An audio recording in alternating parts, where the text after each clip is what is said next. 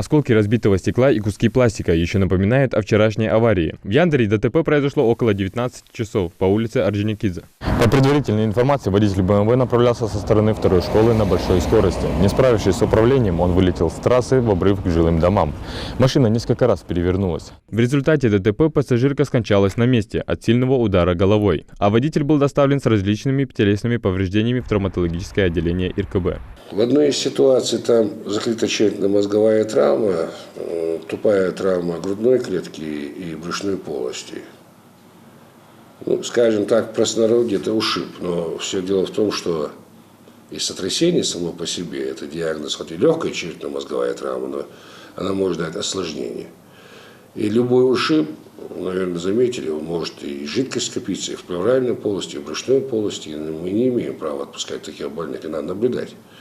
Поэтому мы их госпитализируем, наблюдаем день, два, три. В то же время в республике произошло еще одно ДТП.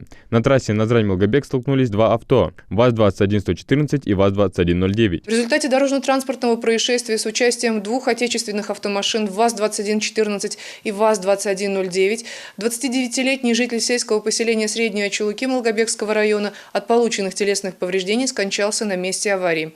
Еще трое граждан с различными травмами доставлены в ближайшее медицинское учреждение.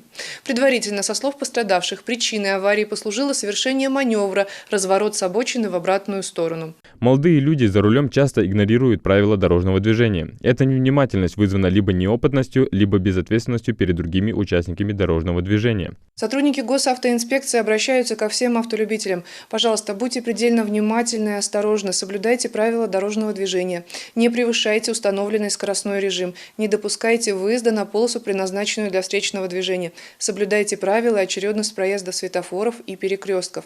И, пожалуйста, подготовьте свой автомобиль к началу осенне-зимнего периода. Поменяйте резину на зимнюю, а также залейте незамерзающую жидкость в стеклоомыватель.